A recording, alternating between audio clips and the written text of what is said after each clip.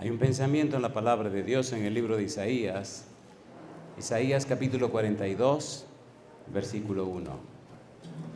Isaías 42, versículo 1, la palabra de Dios dice: He aquí mi siervo, yo le sostendré, mi escogido, en quien mi alma tiene contentamiento.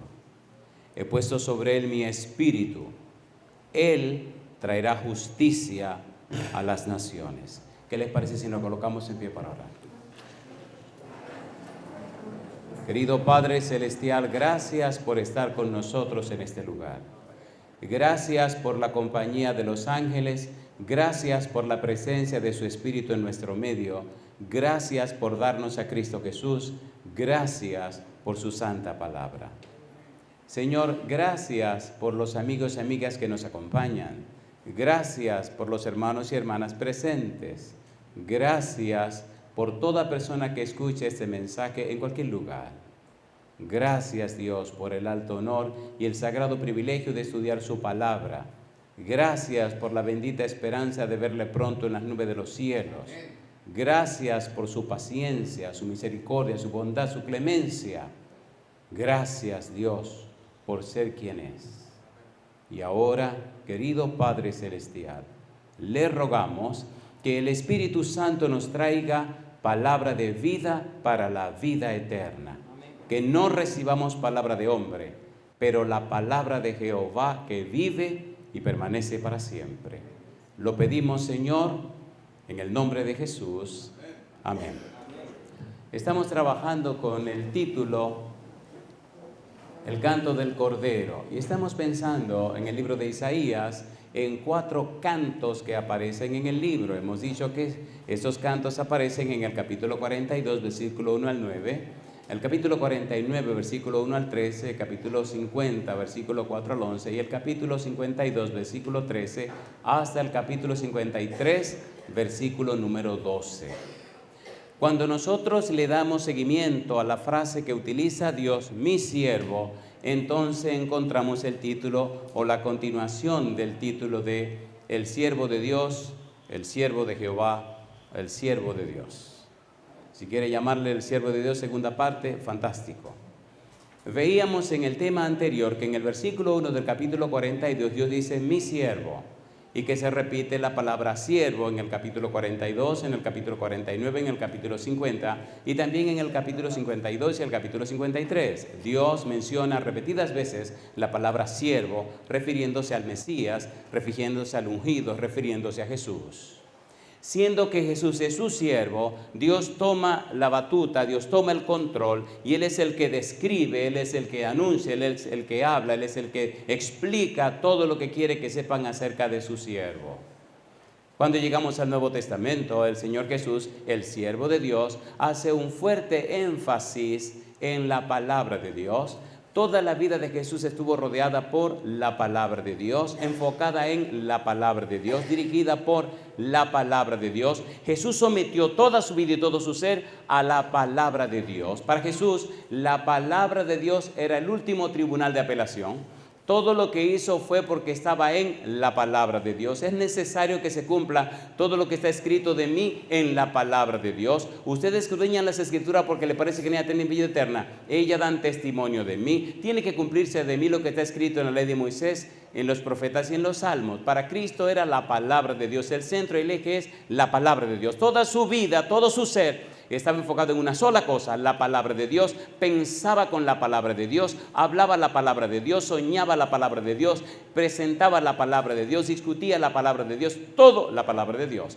Cuando nació vino en cumplimiento a la palabra de Dios, su nacimiento fue fiel a la palabra de Dios, en su predicación, su ministerio presentó la palabra de Dios y en sus debates públicos siempre señaló la palabra de Dios. Para Jesús su sabiduría era la palabra de Dios, toda la palabra de Dios. Jesús no tenía opinión personal, tenía la palabra de Dios.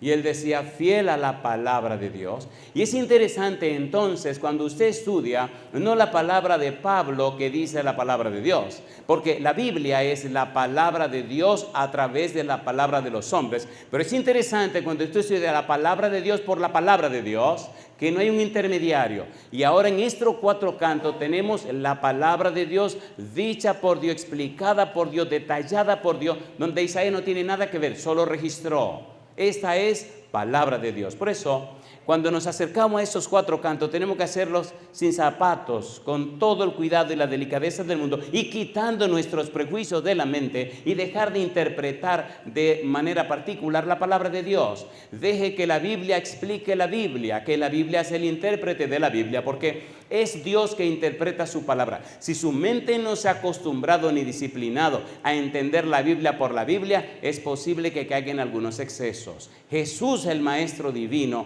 Jesús nuestro guía, Jesús nuestro modelo, se enfocó en la palabra de Dios.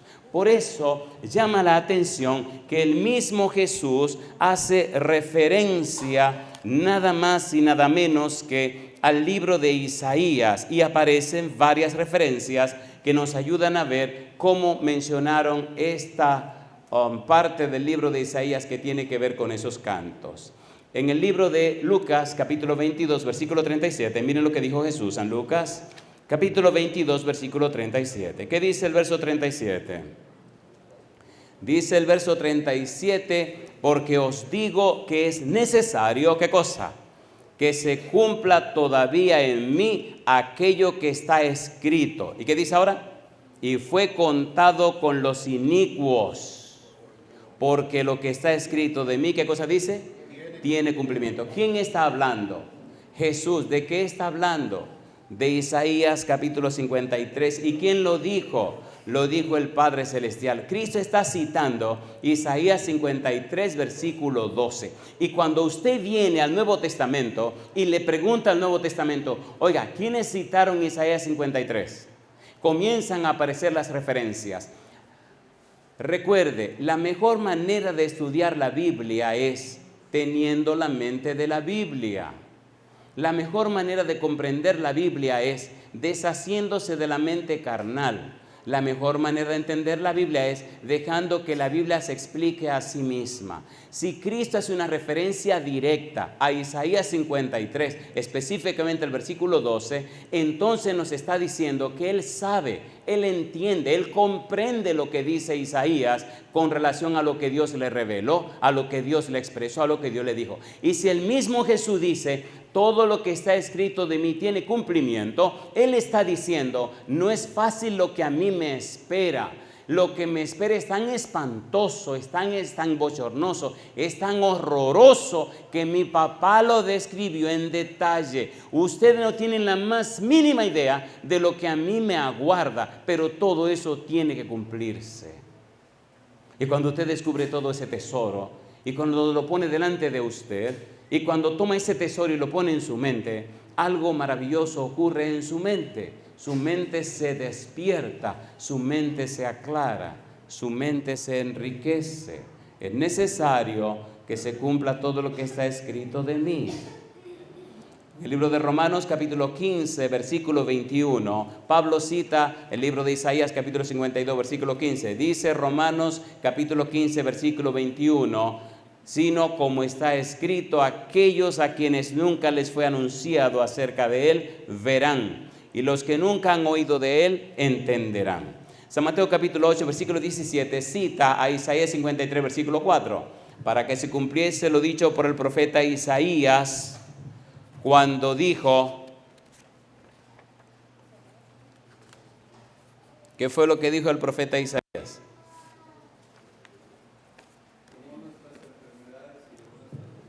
Él mismo tomó nuestras enfermedades y llevó nuestras dolencias. En Hechos capítulo 8, versículo 32, versículo 33, se cita Isaías 53, versículos 7 y 8.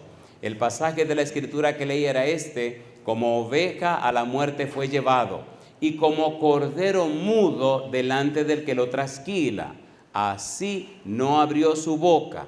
En su humillación no se le hizo justicia. Su generación, ¿quién la contará? Porque fue quitada de la tierra su vida. El Nuevo Testamento sigue citando el libro de Isaías, 1 de Pedro, capítulo 2, versículo 22, cita a Isaías 53, versículo 9, el cual no hizo pecado ni se halló engaño en su boca. Le voy a regalar un método de estudio de la Biblia que le va a ayudar bastante. Tome cualquier libro de la Biblia del Nuevo Testamento. Le invito a que tome el Evangelio según San Marcos, que es el más pequeñito de los 4 evangelios. Y tome una libreta, San Marcos, el libro de San Marcos. Cuando usted lee San Marcos, descubre que Marcos nos presenta a Cristo como un siervo. Ya lo veremos en un momento. Marcos también nos enseña, en la primera parte del libro, capítulo 1, versículo 1 al capítulo 8, versículo 29, nos responde una pregunta. La pregunta es, ¿quién es Cristo? ¿Usted quiere saber quién es Cristo? San Marcos, capítulo 1, versículo 1 al capítulo 8, versículo 29. Pero haga lo siguiente. Tome una libreta y vaya leyendo versículo por versículo y en la libreta coloque Marcos 1:1 y entonces raye, ponga las referencias del Antiguo Testamento. Mire todos los pasajes del Antiguo Testamento que Marcos cita.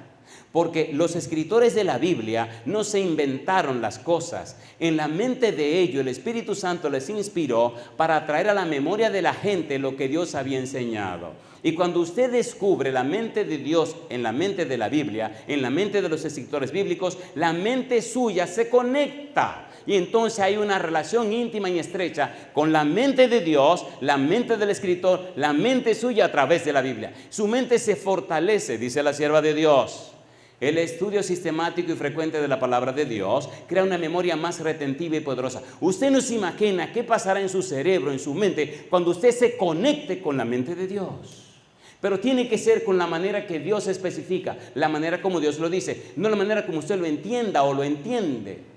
Necesita conectarse con Dios. ¿Es verdad o no es verdad?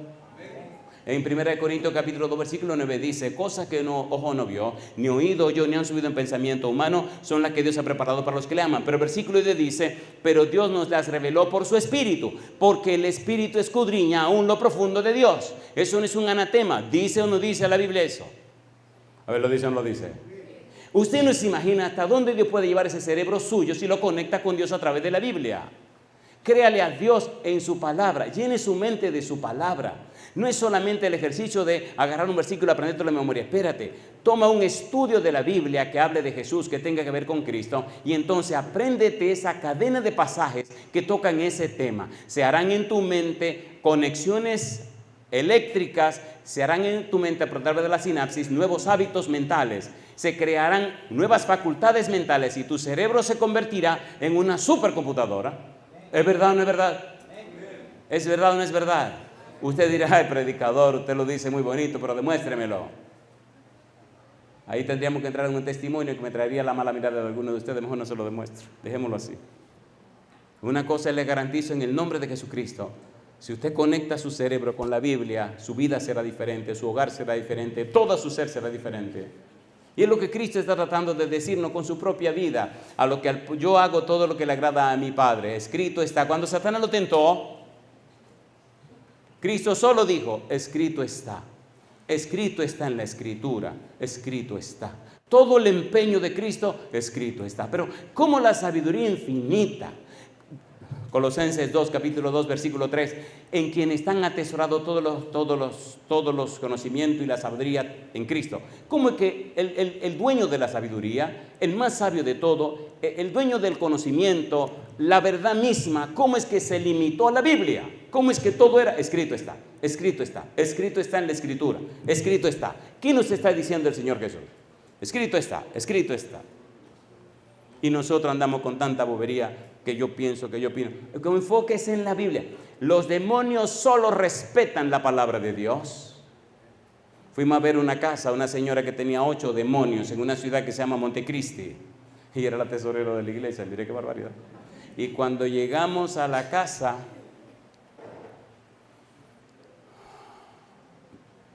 empezaron a hablar, el responsable de la visita.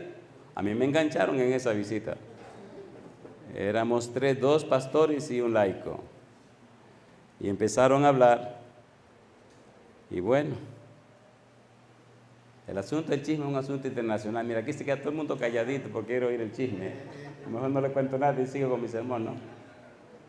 Y nos decía el demonio, Bueno, empezaron ahí con la habladera y la cuestión de qué sé yo. Pero él decía el demonio, esta es una buena mujer, esta es una buena mujer. Lo que pasa es que, y empezaba a dar sus explicaciones. Y entonces a alguien se le ocurrió preguntarle que cómo era posible que una buena mujer tuviera 8 demonios. Y allí empezaron a aparecer cosas. Y era mi primer año como pastor distrital. Había salido de enseñar en la universidad y mi cabeza lo que estaba era llena de mucha información y muchas cosas. Así que vamos al fuego, vámonos de una vez al pleito. Esto está hablando tanto, no, vamos al pleito. Y le digo al diablo, al demonio ese, ¿y por qué ustedes fastidian tanto a la iglesia a meter el séptimo día? Y se ríe y me dice, ¿por qué tú crees? Porque ustedes tienen la verdad. Ah, sí, ¿qué sabes tú de la verdad? Pregúntame. Y me fui corriendo al libro del Apocalipsis. Y empecé a preguntar, el tipo se sabía de la A a la Z, punto por punto, todo lo que tenía que saber del libro del Apocalipsis. Digo, oh. Y entonces le dije, escúchame ahora. ¿Tú sabes que ustedes van a tener que irse de aquí? Sí. ¿Y van a tener que dejar a esta mujer en paz? Sí, lo sabemos. ¿Y tú sabes que el Señor de autoridad sacarlo a ustedes? Sí, sabemos también. ¿Y tú sabes? Sí, también lo sabemos. Entonces, ¿por qué fastidian tanto? El tipo se ríe, se sonríe. Y dice, ¿sabe una cosa? ¿Por qué cada día tienen menos poder en la iglesia? Número 1, ya no quieren estudiar la Biblia. Y número 2, ya no oran ni ayunan. A ti te digo, me dice, enojado, que si estudiaran más la Biblia y ayunaran más y oraran, nosotros tendríamos ningún poder, porque Cristo le dio todo poder a usted y toda autoridad. Le digo, ajá, entonces, ¿por qué tú lo estás diciendo? Dice, ¿cómo que por qué? Me obligan a decirlo. Me obligan a decirlo. Digo, pues ya se van ahora mismo, vamos a orar. Ahora yo le hago una pregunta, vamos a ser honestos. ¿Está la gente estudiando la Biblia como debería ser? La sierva de Dios dice, solamente estarán en pie en el tiempo final aquellos que hayan apoyado su fe en la palabra de Dios. Solamente. La gente hoy día tiene tiempo para todas las boberías. Pero la gente quiere estudiar la Biblia. ¿Es así o no es así? ¿Es así o no es así? Ni el culto familiar lo quieren hacer. Eso es vergonzoso y bochornoso y criminal. Señores, ¿a cuál cielo van a ir si no llenan su cabeza con la Biblia? Un niño que no llena la cabeza con la Biblia no tiene futuro, aunque se haga médico, no tiene futuro, aunque sea abogado, no tiene futuro, porque la peor tragedia de una persona es cuando tiene éxito en el pecado. La cosa más espantosa para un ser humano es cuando tiene éxito en su pecado. Y dejémonos de cuento, la falta de comunión con Dios es el peor pecado que usted puede cometer, ¿o no? A ver, ¿sí o no? La adoración no es un culto, es un estilo de vida. Quien santifica la iglesia no es el templo, es el miembro que viene a adorar a Dios a la iglesia. ¿Es verdad o no es verdad? ¿Es verdad o no es verdad? ¿Es verdad o no es verdad? Venga de su casa con su familia que estuvo delante de Jehová, delante del Todopoderoso, reúnese en la iglesia y qué lindo, es como que van llegando a la iglesia lámparas encendidas y cuando todas esas lámparas se ponen en el lugar, ¡bum!, se ilumina todo. ¿Es hermoso o no es hermoso? Eso es lo que pasa en el mundo espiritual. Hay un hotel en New Jersey, un hotel. Estamos de fin de semana dando un seminario para parejas. Había 40 parejas que prepararon para ese seminario. Terminamos sábado de noche, el domingo de la mañana, era la despedida. Desde la mañana todo el mundo tenía que desayunarse. 9 de la mañana empezamos hasta las 11, 11 y media de la mañana. Y ahí terminaba todo para que se recogieran y todo el mundo se fuera para su casa. ¿Qué cosa linda? En el grupo había una pareja que tenía 40 años de casados y ya se iban a divorciar. Y habían 10 o 15 o 20 parejas que eso era un desastre, eso era una vergüenza de pareja, eso era una maldición. Era cualquier tontería menos un matrimonio. Y vinieron una buena parte diciendo, si esta cuestión no funciona, aquí mismo lo dejamos. Es la última oportunidad que le damos a Dios que arregle este desastre que nosotros tenemos por matrimonio. Todas las parejas eran cristianas, todas las parejas eran religiosas. Todos eran miembros de alguna iglesia. Y empezamos el seminario a las 9 de la mañana.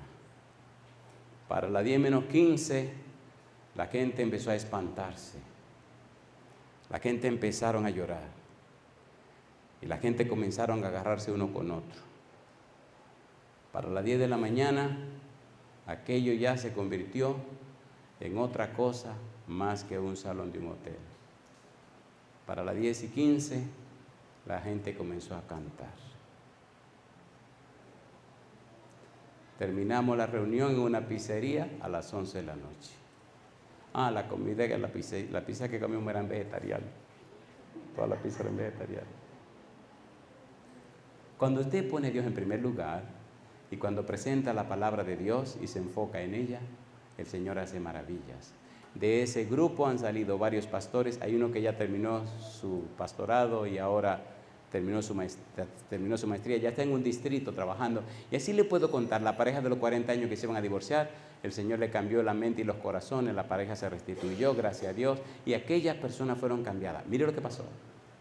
Detrás de donde estaba hablando había una pared grande y alta, y a las 10 menos 15 empezó a brillar una luz en la pared. La gente comenzaron a asustarse, y la luz se hacía más intensa y más intensa y más intensa. Llegó un momento donde empezaron a ver una figura de un ángel. Y solo aquella manifestación de un ángel cambió la vida de la gente. Pero ¿para qué necesita usted manifestación de ángel si usted tiene la Biblia en su casa? Ya Dios lo dijo, lo habló, lo reveló. Qué maravilloso sería que aparecieran ángeles. Sí, los ángeles existen, bendito sea su nombre. He visto muchos ángeles, he tenido experiencia con ángeles, pero aquí está la Biblia. ¿No es suficiente la Biblia? A ver, ¿sí o no? El Señor Jesús se enfocó en la palabra de Dios. En el libro de Isaías, capítulo 52, versículo 13 al 15, y los versículos, capítulo 53, versículo 1 al 12, presentan 5 estrofas de ese canto inspirado, escrito, relatado por el mismo Dios. Isaías lo escribió, pero Dios se lo describió, Dios se lo presentó. Ahora le ruego, venga conmigo, vamos a leer este canto, este poema de Dios, que tiene que ver con su salvación y la mía. El tiempo no nos dará en esta ocasión para terminar todo esto, pero por lo menos hacemos una aproximación. Esta tarde haremos un poquito más, pero el tiempo no nos dará. Pero esto es maravilloso. Venga conmigo, vamos a leer el canto que Dios escribió, pero vamos a hacerlo con los sin zapatos. Bueno, estoy hablando en un lenguaje figurado. Vamos a hacerlo con toda reverencia. Si usted tiene un pensamiento raro en su mente, repréndalo en el nombre de Jesucristo. Si le parece que el lenguaje del predicador y los tonos son muy fuertes y usted cree que le están regañando, pues perdone al predicador. El predicador es muy enfático y hay gente que se molestan porque me está regañando. Hay una señora que decía, a mí no me gusta ir ese tipo porque como que me regaña, a mí no me gusta que me regañen. Cálmese, espérese, cójalo suave. Disculpe al predicador, es que es caribeño y tiene la sangre caliente, que es un calor del demonio. ¿Usted no tiene calor también? ¿Tiene calor o no tiene calor? Yo también estoy caliente. Vamos al libro de Isaías, capítulo 52, versículo 13 al 15. La primera estrofa. Hermoso es sentarse, estudiar cada estrofa y estudiar cada palabra de cada estrofa y entender cada palabra de cada estrofa a la luz de la mentalidad del tiempo de Isaías y tomando en cuenta lo que Dios dice para que el profeta entienda y el valor de cada palabra en función de lo que señala el ministerio de Cristo Jesús y la vida de Cristo como el siervo de Dios. Isaías capítulo 52, versículo 13 al 15. Recuerde, vamos a leer el poema completo. Cuando tenga tiempo, si quiere leer un poema de amor escrito por Dios, un poema profundo, maravilloso poema, le invito a que lea Ezequiel capítulo número 16. Pero este no es un poema de amor, esto es un poema de salvación. Isaías capítulo 52, versículo 13 al 15. Le hago una pregunta en el nombre del Señor. ¿Verdad que es lindo estudiar la Biblia? ¿Verdad que es lindo ver lo que Dios dijo? Pero es hermoso también entender lo que Dios ha dicho. Recuerde, neumática, proforista, bueno, olvídense de eso. Recuérdese lo que Dios dice, lo que significa lo que Dios dijo y cómo enseñar lo que Dios dijo. Aquí estamos hablando nada más y nada menos que de esos poemas, pero ya tuve una introducción general acerca de Isaías. Hablamos de la palabra liberación en Isaías, vimos los 4 cantos de Isaías, por lo menos una aproximación, y ahora vamos a ver un pantallazo general de este último poema, de este último canto. Vamos a ver la manera como se divide y luego el tiempo que nos dé vamos a tratar de ir en parte a ver algunos detalles por lo menos de la primera parte. Es tan hermoso este poema que no hay una palabra que sobre. Y cuando a usted le gusta la simetría, cuando le gusta la estructura, cuando le gusta el orden y la organización, usted se sorprende la manera hermosa como Dios habla. Dios habla de una forma tan hermosa que está todo, no hay nada que se sale de su lugar. Mire, Dios es tan sabio y tan maravilloso que tomó la ignorancia del predicador, y el predicador, el negro este que le está hablando, para hacer que un científico se interesara en la Biblia y comprara una Biblia. Y cuando el científico explicó lo que estaba oyendo del predicador, ni el predicador entendió lo que el científico dijo. ¿Me están entendiendo? ¿Se entiende o no se entiende? A ver, ¿sí o no? Usted no sabe lo que fue que pasó. Ahora lo voy a contar rapidito para que usted diga sí, porque si dice sí, puede que se equivoque. Este científico de las matemáticas vino a esta reunión en un país muy lejos. Jamás quería venir a la iglesia, no le interesaba la iglesia, ni la Biblia, ni nada de esa bobería de cristianismo. La mujer es muy convincente, así que la dama le dio y le dio y le dio hasta que dijo: voy a ir un día para que me deje en paz. Tengo mucho trabajo. Y el Señor vino un día, y vino al otro día, y vino al otro día, y vino al otro día. Y al 4.º día la señora ya no aguantaba la curiosidad, cómo es que este tipo con el cerebrón que tiene está viniendo, y no solo está viniendo, viene con una libreta y anota todos los sermones, y cuando llega a la casa se pasa más de 1 hora en su sala de estudio con la libretita y con una Biblia, repasando y revisando todo lo que dijo el predicador. Y al otro día temprano, vámonos. ¿Pero qué le pasó a este hombre?, preguntaba la señora. Y él le dice: si yo te lo explico, tú no me vas a entender. Y él le dice: explícamelo, que no me va a entender, pero explícamelo. Bueno, y él le explicó. Dijo: mira, este predicador organiza el material de una manera tan perfecta que cada sermón es un diagrama matemático perfecto. ¿Cómo él aprendió eso? ¿Quién le enseñó matemática? Y cómo él tiene detalles de los diagramas perfectos. Y cada noche yo tomo los versículos, vengo, abro la Biblia y organizo el diagrama y da perfecto. La señora le dice: no entiendo. Y le dijo: yo sé que tú no entiendes. Y viene la señora ante mí pensando que yo no entendía, que iba a entender yo. Y viene y me dice la señora: y mi esposo me dijo esto y esto. ¿Usted entiende? Digo: no entiendo. Ahora yo le pregunto: ¿entiende Dios o no entiende Dios? Si nosotros nos enfocáramos en la Biblia, veríamos que la Biblia, la palabra de Dios, es capaz de arreglarnos la mente, de arreglar todo. 5 estrofas. Leamos y veamos estas 5 estrofas. Estrofa número 1, Isaías capítulo 52, versículo 13 al 15. Isaías 52, 13 al 15. Segunda estrofa, Isaías capítulo 53, versículo 1 al 3. Tercera estrofa, Isaías capítulo 53, versículo 4 hasta el versículo 8.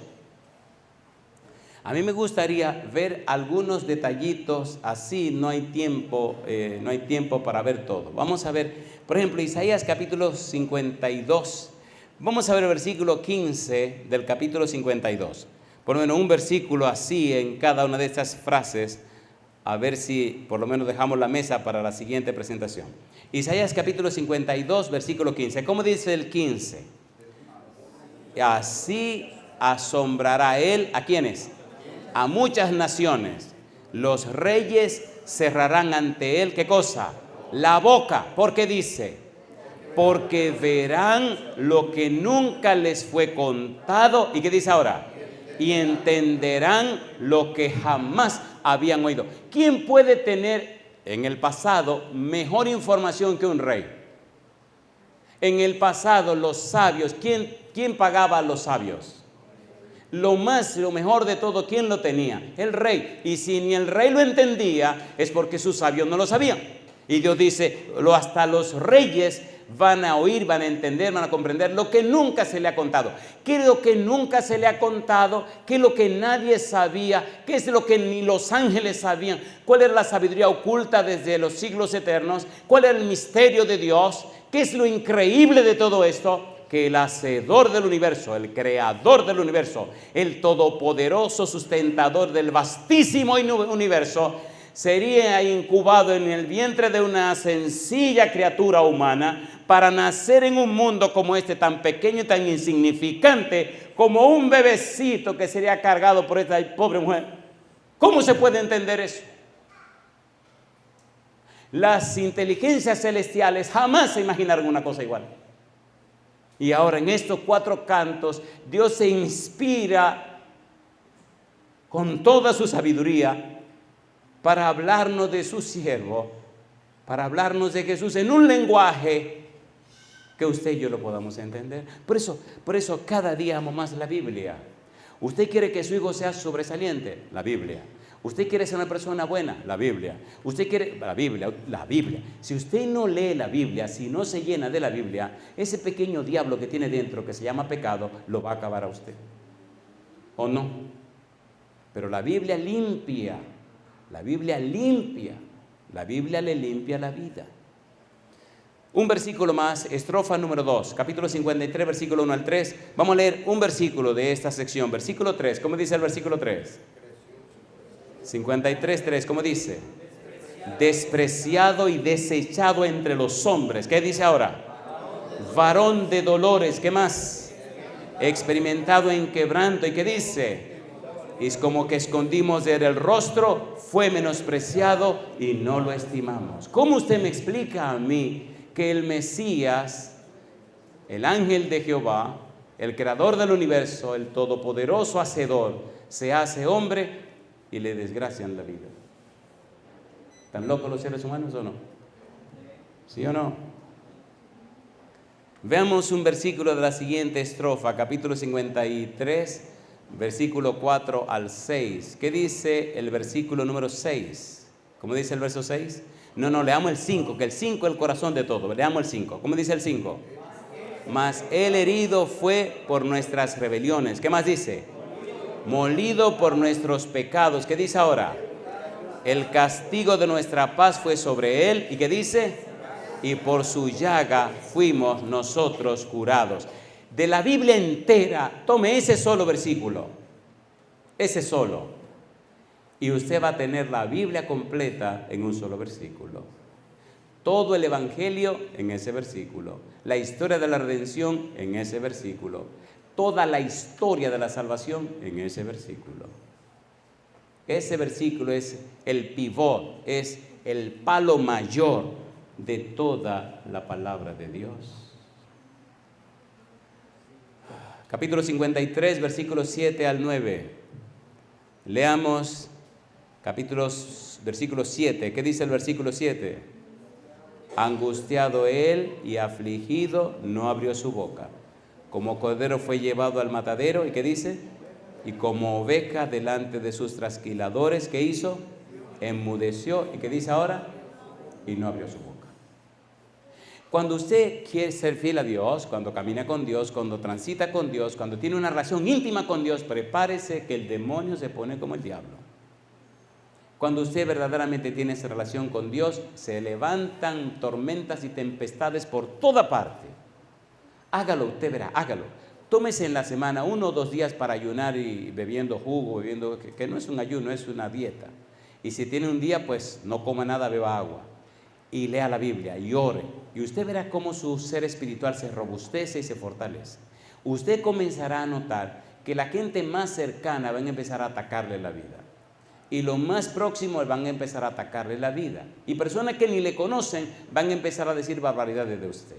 Y mientras más se acerca a Jesús, el Señor Jesús dijo: si esto han hecho en el árbol verde, ¿qué no harán en ustedes?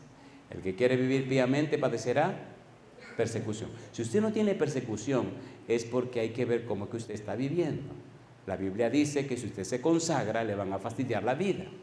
Si usted se consagra a Dios, Lucas 9:23, ¿qué dice?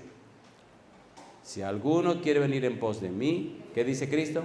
Niéguese a sí mismo. ¿Y qué dice ahora? ¿Cuándo debe tomar su cruz? Tome su cruz cada día y sígame.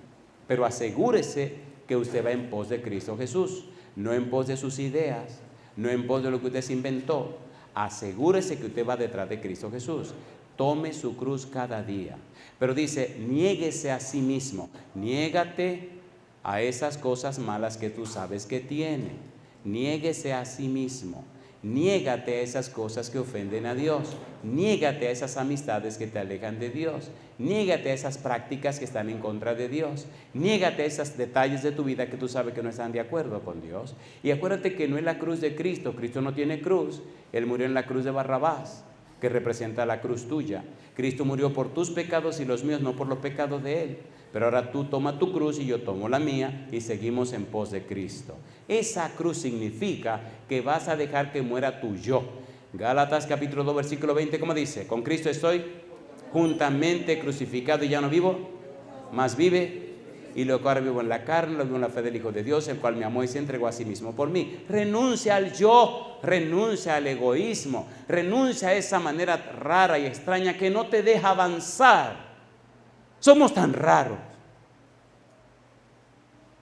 Somos tan raros. Quinta estrofa.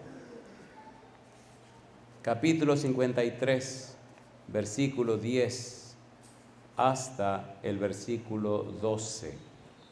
Leamos, aquí hay dos versículos que quisiera leer con usted porque tiene una frase interesante que se conecta con el versículo 6 del capítulo 53. Versículo 11, ¿qué dice el 11?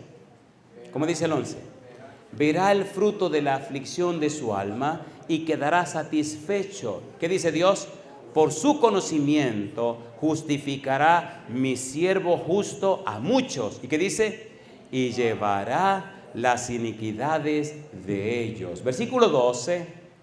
Por tanto, yo le daré parte con los grandes y con los fuertes repartirá despojos, por cuanto derramó su vida hasta la muerte y fue contado con los pecadores, habiendo él, ¿qué dice ahora?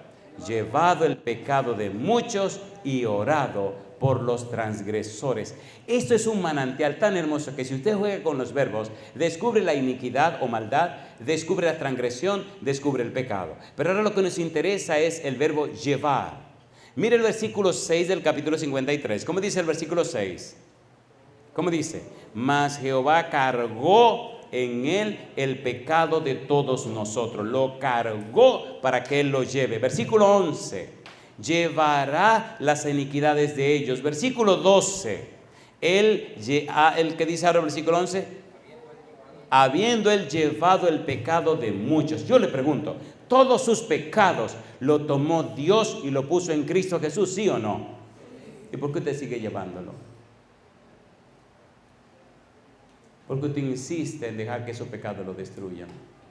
San Juan 1:29 dice Juan el Bautista, he aquí el Cordero de Dios que quita el pecado del mundo. Cuando Juan dice eso, no se había consumado la misión de Jesús. Juan lo que está diciendo, este es el Cordero de Dios, este es el amnos de Dios apartado para el sacrificio, pero no había sido sacrificado. En cambio, cuando usted viene al libro de Apocalipsis, dice el Cordero que fue inmolado. Ya no es amnos, sino arnion, el Cordero que ya murió, el Cordero que ya fue sepultado, el Cordero que se levantó, el Cordero que venció, el Cordero que ascendió al cielo, el Cordero que intercede por nosotros, el Cordero que vendrá a buscarnos.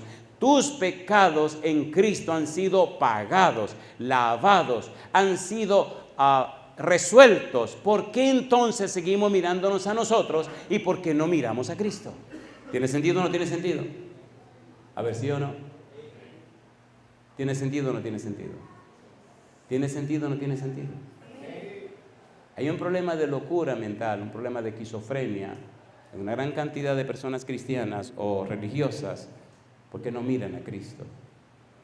En Isaías capítulo 45, versículo 22, Dios dice, mirad a mí todos los términos de la tierra, porque yo soy Dios y no hay más. En el libro de Hebreos capítulo 12, versículo 2 dice, puestos los ojos en Jesús, el autor y consumador de la fe. Ya no te mires a ti, mira al Señor. Ya no te mires a ti, mira a Jesús.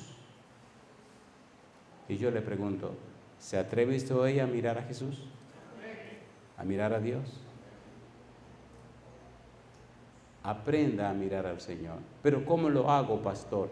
Todos los días, tome tiempo cada día a solas con Jesús para estudiar la Biblia y orar fervientemente. No deportivamente. Orar como fervientemente. Piense en los problemas que usted tiene o en los problemas de alguna persona que usted aprecia y quiere. En la vida tengo que vivir momentos muy difíciles, llevando ante el Señor problemas de las personas, problemas serios. Hace unos días murió un amigo, una persona que nada más conocí por teléfono, y no he querido decir esto para no entristecer a mi esposa, pero se lo voy a decir en público para que la tristeza sea menos. Un día me llama una dama y me dice, yo soy fulana de tal país, amiga de tal pastor, tal, y me gustaría hablar con usted. ¿Cómo no? Había llegado de una misión, llegué y la llamé. Mire, mi esposo está en esta situación. Y qué pena me dio que ya lo tienen enganchado en un hospital por allá, que no voy a decir el nombre. Tenía un 6% de células cancerígenas o cancerosas, lo sometieron a un tratamiento, le llegó a 15, otro tratamiento subió a 30, otro tratamiento a 60 y otro tratamiento y el tipo se fue. Hablamos y le digo, ¿dónde está su esposo? O está aquí en cuidado intensivo. Digo, póngamelo. Y hablé con el Señor. Hablamos, oramos. Al otro día le llamé por la mañana, oramos, y le llamé al mediodía, oramos, le llamé en la tarde, oramos. Salí de viaje y le llamé y oramos, y ya oramos, llegué, oramos y oramos y oramos hasta que, ay Señor.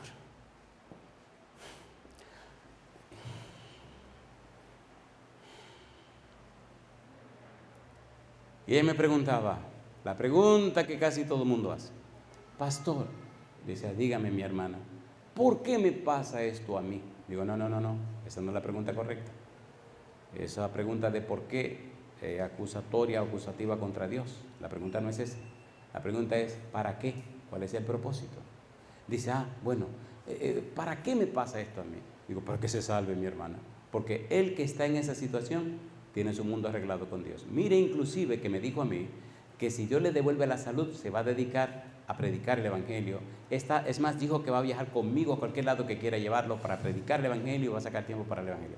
Si a Dios no le da la gana, porque Dios es el soberano, y va a decir que el tipo se muere porque se muera, pero se muere sellado y salvado, resuelve su situación. Usted está triste y doliente porque él está en esa situación, póngase triste por usted, porque ese tipo tiene su mundo arreglado. Usted tiene razón. ¿Entienden lo que le estaba diciendo a la dama? Digo, esto está pasando para que usted ore como usted nunca ha orado en su vida. Es verdad. Usted está derramando su corazón delante de Dios. Es verdad. Está orando todos los momentos del día. Es verdad. Se ha consagrado como nunca en su vida. Es verdad. Digo, cuando Él muera o cuando Él descanse o cuando Él haga lo que Dios quiera hacer, porque Dios es el dueño y soberano, usted va a estar en una situación espiritual que nunca ha estado en su vida. Dice, es verdad. Ahora yo le pregunto, ¿por qué hay que esperar que se muera un familiar para no poner esa situación espiritual? ¿Por qué no lo hacemos en la paz? ¿Se entiende o no se entiende? ¿Por qué no orar ahora? Esas horas que usted pasa viendo quién sabe qué cosa, o hablando tanta tontería por los celulares, corte un par de horas de esas que usted dedica a esa tontería y dedíquela a orar y a leer la Biblia y aprender. Esto de Isaías, lee Isaías. Si no quiere el libro entero, capítulo 40 en adelante. Si tampoco quiere, bueno, por lo menos comience en el capítulo 42 y llegue al capítulo 53 y lea toda esa panorámica de Dios que habla de esos 4 cantos. Y le garantizo que si lo hace y ora, el Espíritu iluminará su mente. Yo quiero terminar con esta pregunta. ¿Les gustaría a usted esa relación tan íntima, tan estrecha con Dios, que haga que sus pensamientos estén cargados con versículos de la Biblia? ¿Sí o no? Oiga, no hay cosa más sabrosa que no importa el ambiente que usted esté, cuando alguien viene y le pregunta, ¡pum!, le aparece un versículo, y ¡pum!, le aparece un versículo, y ¡pum! Y hay gente que viene con malas intenciones, en cualquier país, a hacerle preguntas capciosas para fastidiarle la vida, y qué lindo cuando aparecen los versículos. Un señor que cree en el espiritismo, y más que espiritismo, cree en el diablo. Estamos en una mesa comiendo, y la dueña de la casa había hecho esa invitación a este señor y a este servidor para ponerlo a pelear como si fueran dos gallos en una mesa donde se debía comer. Y cuando llegamos, dice la dama, fulano, mira el pastor ahí. Y yo no sé lo que está pasando. Y él le dice, mira fulana, tú nos invitaste a comer, no a pelear. Sí, pero acuérdate lo que tú dijiste, míralo ahí. No sé si se acuerdan cuando eran niños, cuando enchinchaban una pelea. ¿A ustedes no lo enchincharon? Tomaban una pajita, la ponían en la cabeza de uno y otra pajita en la cabeza del otro y decían, esa es tu mamá. Y yo de una vez decía, esa no es la mamá de nadie. Y el otro se armaba en pleito porque ya le tumbé a su mamá y nos bajamos a pelear, y a pelear duro. Y ahora me acordé de mi época y yo me sonrío y le digo a la anfitriona de la casa, le digo, hermana, si usted me invitó a pelear, ya esa época de mi vida pasó, ya yo no peleo. No, pero él dijo que quería verlo a usted frente a frente y cara a cara, porque la esposa se iba a bautizar, una muchacha de 70 años, y él estaba molesto, porque su muchacha se iba a bautizar y él era de esa cuestión. Oye, el tipo abrió fuego de una vez, me dice, pues está bien, está bien. ¿Quieren oír la historia? Vengan esta tarde. Esta tarde les relato su historia, compadre, y usted se va a quedar maravillado de lo que es capaz de la Biblia.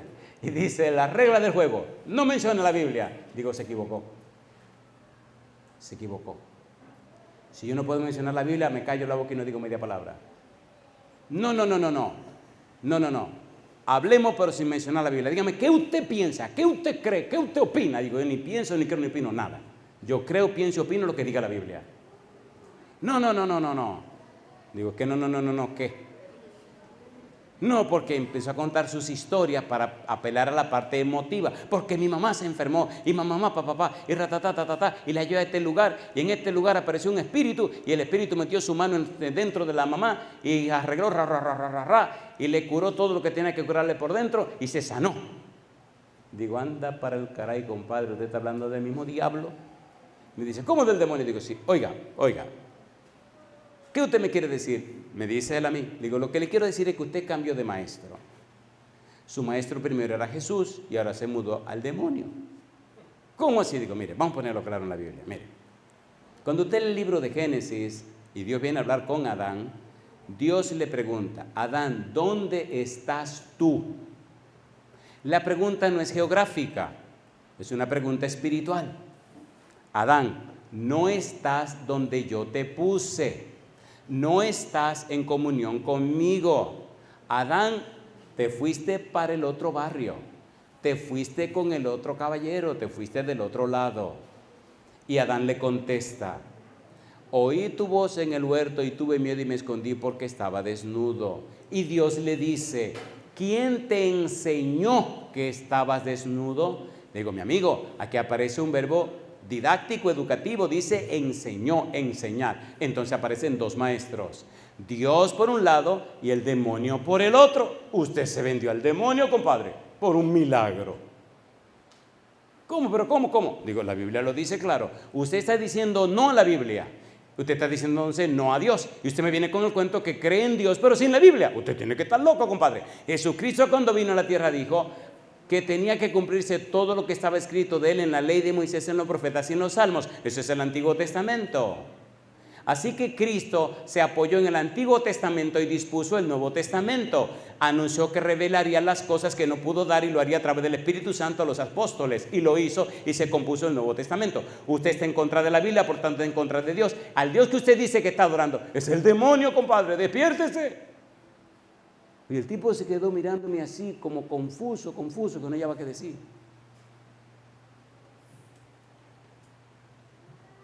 Se ven lindos así ustedes calladitos y tranquilos, pero el chisme ya se acabó. Así que aquí le hago la pregunta con la que termino. ¿Verdad que necesitamos sacar más tiempo para la Biblia? A ver, ¿sí o no? ¿Ha sido este fin de semana una bendición para usted y su familia? ¿Usted lo cree de todo corazón? Esta mañana me fui al apartamento y me senté en el balcón a mirar el mar y a hablar con mi Señor. Usted no sabe lo lindo que es hablar con Dios. No es cuestión de que de orar, no, es sentarte a hablar con Él. Y le dije, Señor, dígame, ¿usted sería tan amable de venir aquí, por favor?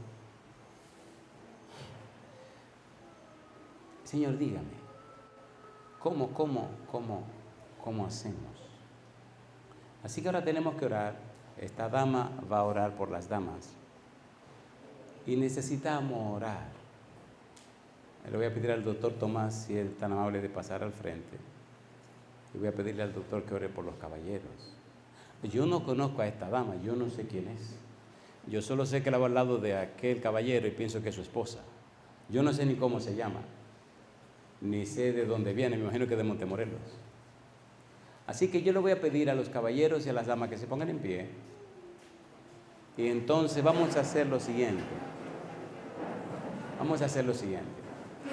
¿Cuántas de las damas quisieran empezar una vida nueva hoy? ¿Es nueva completamente? Le van a quitar muchas cosas que a usted le gustan. Como quiera lo quieren todavía. Muy bien, pues vengan conmigo las damas y pónganse aquí detrás de esta hermana, a quien no conozco. Y lo mismo pido a los caballeros, se atreven a tomar una decisión seria de cambiar sus vidas, vengan aquí detrás del doctor Tomás. Vamos a orar. A la izquierda, los caballeros a la derecha. Muy bien. Vamos a orar.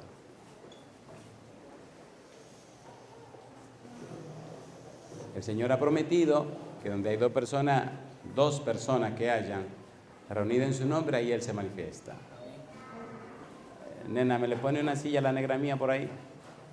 Mi negra, yo le autorizo a usted que se puede sentar. Cosa linda. Dios sabe que en este lugar hay una persona, que este caballero, yo no voy a entrar en detalles. Dios sabe que en mi casa vivimos con un milagro todos los días. Cada mañana, doctor, cuando miro a ciertas personas, sé que eso es un milagro que está viviendo en casa. Y un milagro no pasa una vez, pasa cuando Dios le da su deseo, y puede pasar todos los días, y así estamos viviendo. Yo le voy a rogar ahora, por favor,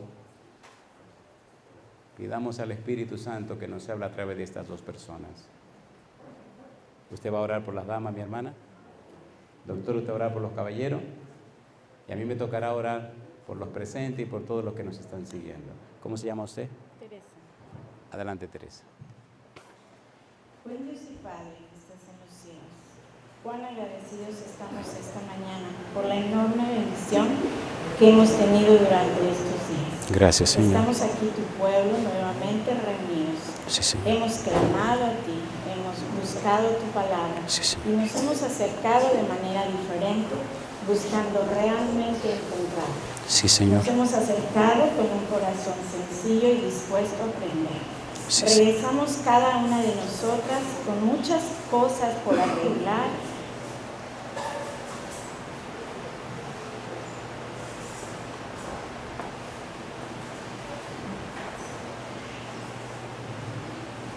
Sabiendo que tú estarás con nosotros. Sí, Señor. Sí, Señor. Tómanos a cada una de nosotros. Sí, Señor. Ayúdanos a hacer tu voluntad. Sí, Señor. Sé en nuestros hogares, Sí, sana sí. nuestros corazones Sí, Señor. y sana nuestras familias. Sí, Señor. Te necesitamos, Señor bueno. Sí, Señor. En el nombre de Jesús. Amén. Amén, Señor. Amén, amén. Aquí tiene, doctor. Padre, gracias por la oportunidad que nos das de orar por nuestros hermanos. Gracias, oh Dios. Gracias que sentimos que estás con nosotros. Gracias, oh Dios. Gracias que tu palabra, tu sola palabra nos transforma, Sí, Señor. oh Dios. Saliendo de la universidad, me sentí un gigante, sabiendo que ya había aprendido muchas cosas, que lejos estaba de la verdad, Señor. Me sentía muy bien por todas las madrugadas, a las 3 de la mañana, me levantaba para estudiar. Qué lejos estaba de ti, Señor. No estudiaba la Biblia, sino los libros de anatomía, de fisiología, de endocrinología. Y la universidad me nombró como el único estudiante de visión analítica. Pero esos mismos estudiantes, amigos, ya me miraban más deberíamos trabajar. Entonces yo quería venir a encontrar a mis hermanos aquí en la Universidad de Montemorelos. Qué chasco llevé también. Me despreciaron porque hablaba yo en la Biblia, porque curaba yo con hierbas, porque curaba yo con barro. Eso no es de científicos, me decían. El pueblo me despreció, Monterrey me despreció. Sufrí mucho con mi familia. ¿Cómo ganarme el pan de cada día si mis propios hermanos prohibieron a sus trabajadores venir a curarse conmigo? ¿Qué iba yo a diezmar, Señor? Pero había lágrimas. Pero aprendí que ese método es el método de la hermana Juan. Yo no lo sabía.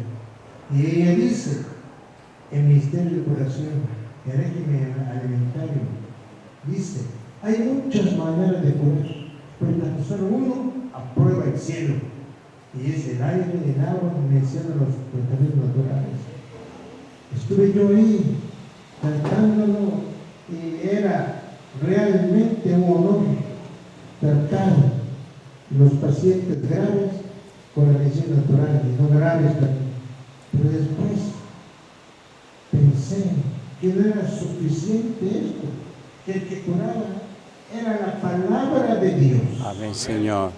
No solamente dejé el bisturí, no solamente dejé las drogas, no solamente eso, aún las plantas, aún todo, para curar, nada más con la sola palabra de Dios.